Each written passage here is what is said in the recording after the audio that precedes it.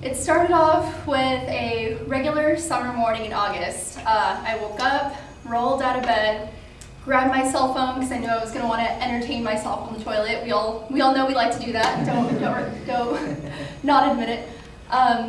So I took my phone, went to the bathroom, brushed my teeth, sat down, and was going to whip it out, play a little bit of Candy Crush. And what happened next, never thought would happen to me, ever.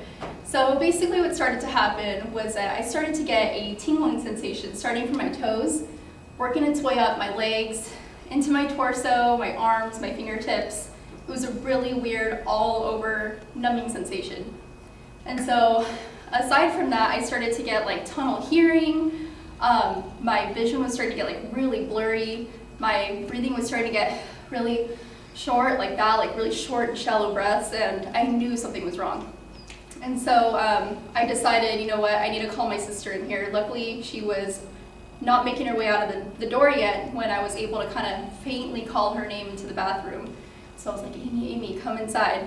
And she's kind of like lollygagging her way into the bathroom, thinking that this was kind of like one of my usual pranks that I'd play on her. And she comes in, kind of like looks at me and like notices that I'm like sitting there, and even my wrists and my feet were cramping up so hard to the point that it felt like my extremities were going to like break off. So she comes over, realizes that something's super wrong. She literally has to like pick me up and throw me over her shoulder, and she's like dragging me into the living room, and she kind of realizes, okay, this girl's dead weight. She's not going to be able to toss me into the car to take me to the emergency room. And so right before she's about to set me down on the floor, I tell her, Amy, you need to call 911. I'm about to pass out. And so she lays me down on the floor on my side, just in case anything would happen. She actually did go to nursing school. She knew that something was gonna kind of go wrong if she just set me on my back and just walked away. And so basically what kind of happened next was a blur, because all I hear her do is call 911, and I pass out cold on my living room floor. So I'm passed out.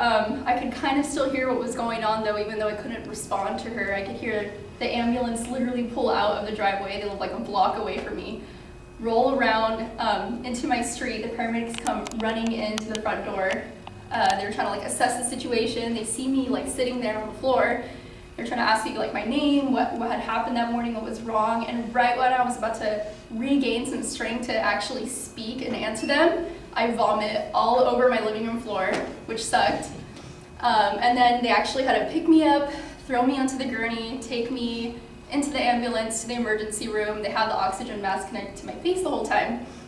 And as they have that connect to my face, I can kind of like start to feel myself getting a little bit better, get to the emergency room. Finally, you know, I get in there, the doctor comes in, is like asking me what was wrong. I told him, you know, I was getting an all over numbing sensation. I almost couldn't even speak. And all these symptoms, like the numbing, the blurry vision, the bad hearing, he was kind of like, you know what, I think these were like symptoms of a stroke. And so he kind of comes in, but there was one thing that didn't happen. I wasn't like foaming at the mouth or getting like any like seizurely activity. One thing that did happen that I didn't tell him though was that I woke up with a really bad tummy ache. Turns out I just had really bad cramps. The joys of being a woman.